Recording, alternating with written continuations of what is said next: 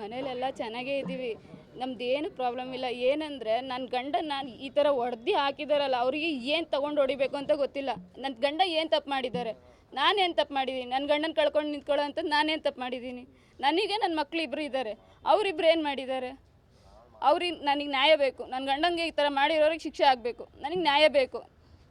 ನನ್ನ ಎಳೆ ಮಕ್ಳು ಹಿಡ್ಕೊಂಡು ನಾನು ಏನು ಮಾಡಲಿ?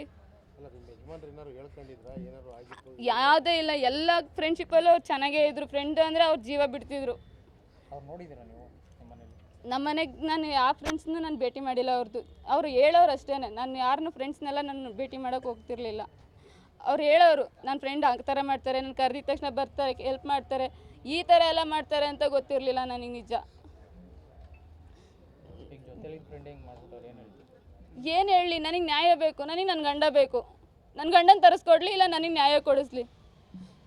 ಇಬ್ಬರು ಮಕ್ಕಳಿದ್ದಾರೆ, ಅವರಿಗೂ ನ್ಯಾಯ ಕೊಡಿಸ್ಲಿ. ಅವ್ರು ಏನು ಮಾಡ್ತಾರೆ ಮಾಡಲಿ, ನನಗೆ ನ್ಯಾಯ ಬೇಕು. ನನ್ನ ಗಂಡನ ಯಾಕೆ ಕೊಲೆ ಮಾಡಿದ್ದಾರೆ? ಕೊಲೆ ಮಾಡೋ ಅಂಥದ್ದು ನನ್ನ ಗಂಡ ಏನು ಮಾಡಿದ್ದಾರೆ? ನನಗೆ ಅದು ಬೇಕು. ದಿವ್ಯಾ.